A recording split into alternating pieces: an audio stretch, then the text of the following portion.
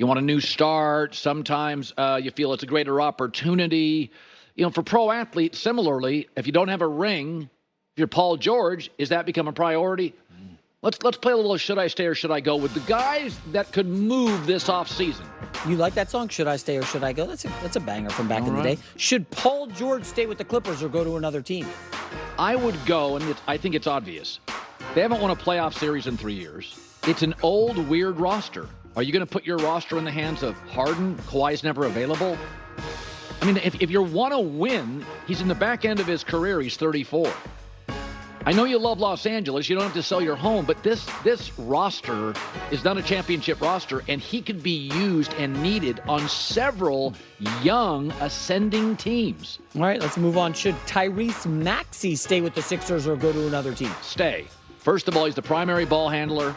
He gets the ball in his hands, and they want him to score. He doesn't have to work for shots, right? They want him to score. He's in the Eastern Conference. That's easier. And last year, he had his best year, career highs in everything. So he's an ascending player. The franchise loves him. The organization wants him to be the guy going forward. He's more available than Joel Embiid. And they have cap space, so they're going to put another scorer next to it. Mm-hmm. So, he's the centerpiece. Embiid's the star, but I think offensively, he's becoming more and more the centerpiece. Yeah. DeMar DeRozan does not have a ring. Should he stay with the Bulls or go to another team? I don't think he fits anymore. I'd go. They're kind of guard heavy. Alex Caruso, Zach LaVine, Kobe White, they're kind of guard heavy, and he's been around for a long time. I just don't think he fits that roster or that timeline. Now, to me, he's their most dependable scorer, more of a mid-range guy, but a good athlete. But I do feel like as a fit, he's kind of a weird fit now for them. Agreed. Should Klay Thompson stay with the Warriors or go to another team? Stay. Listen, you've made a fortune. You've got rings. You're a California kid. What are we doing here? Just sign a 2-year deal, come off the bench, be a great bench player. For the record, he made the fourth most three-pointers in the league last year. So I still think in a 3-and-D league, he's got value. Steve Kerr wants him to stay. Are you really going to leave because you get an extra year and $7 million more a year with Orlando? Is it that, or is it the money, or does he just want the respect of, we want you, Klay? At some point, you got to get over yourself. If you're willing to stay there and make 18 instead of 25, and you get... Does Klay Thompson look like a guy that's collecting real estate or sports cars? So why should they save $7 million and not pay him? Because they have other needs. That roster has more than just a little tweak. All right. Should Russell Westbrook stay with the Clippers or go to another team? Once he bought into being a six-man, he should stay. He actually shot the ball pretty well. I saw this morning. He shot 45% from the field last year. That's the highest in 5 years for him since Houston. So I think Westbrook's an L.A. guy. I think he works for them. I think he's a tremendous energy guy off the bench for them. And you know what? I've been critical of Westbrook, but he kind of embraced the role player thing, and he was great. He had a rough series against the Mavs. He did, but I will say this. As a sixth man, that dude plays as hard as anybody in the league still.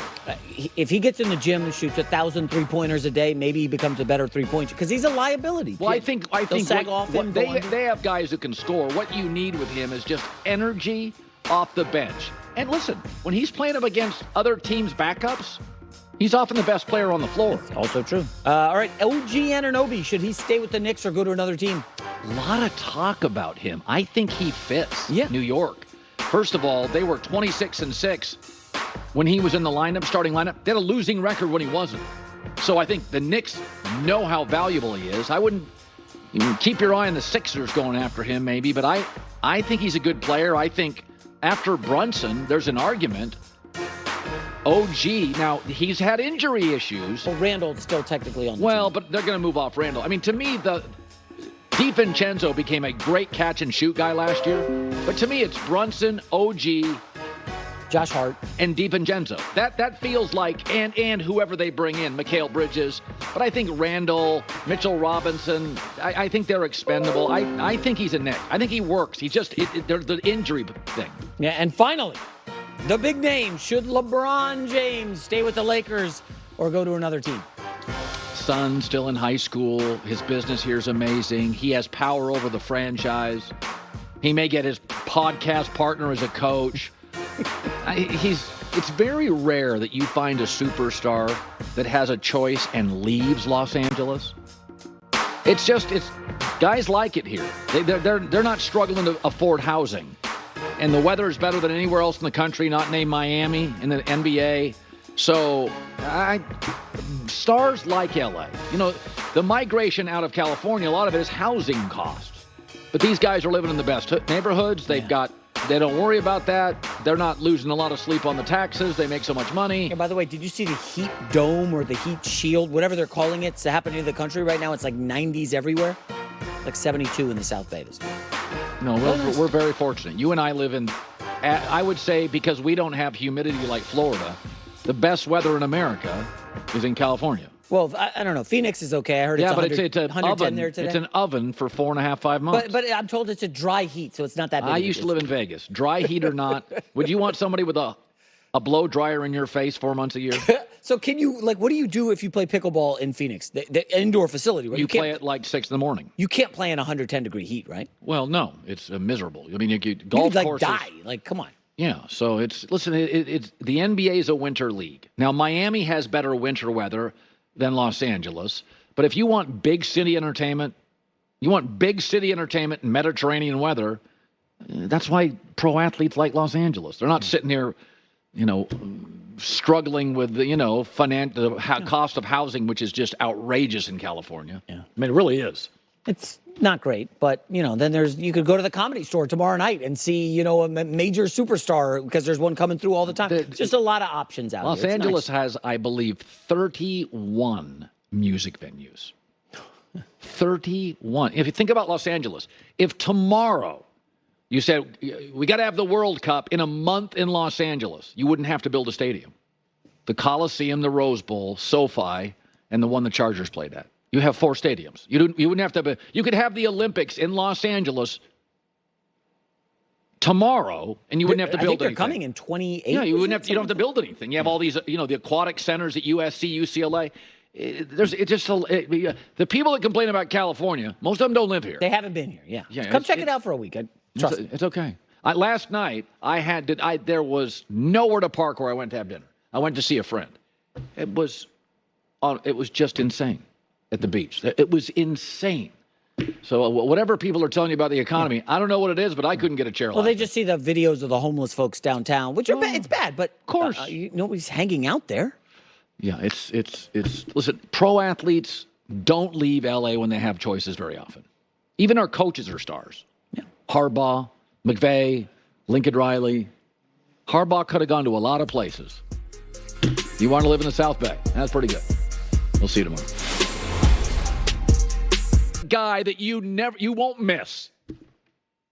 So as you're describing like body types, and I would say Julius Peppers. Julius Peppers. He's a guy that, because I've always, like, for me, the tougher matches for me are guys that are kind of like built like me. Yeah. Long arms, reach, great center of gravity, and twitchy at the point of contact. The actual contact, the connection doesn't really bother me. It's more so the twitchiness and him being able to get his hands on me because we both have the same reach, right? Yeah. So right. Julius Peppers was always one of those guys. I remember my first couple of years, 2 or 3 years in Jacksonville when Javon Curse was with the Titans. He was another one of those guys. I think the taller guys are more, I feel like I'm going against myself, right? like if I'm going against like one of the guys that was shorter, but there was an animal, was Dwight Freeney, right? So going against Dwight Freeney, he was going to give you speed, quickness, power, twitch, and just his IQ for the game was just off the charts. And I learned so much from him coming up early on in my career that experience kind of helped me go forward to when I was going to have to block guys of his stature. Yeah. The bigger guys, it was just more like, okay, this is going to be mano-a-mano, regardless of like the IQ, the speed, or whatever it is. It's like the reach and the center of gravity would always, I know when I was meeting my match, and Julius Peppers probably sits at the top of that mountain. It's great seeing you. Played all 17 games for the Bears last year. He has transitioned over. It's Gerald Everett, Cole Kmet, DJ Moore, Keenan Allen, Roma Dunze, Caleb Williams. It is, and the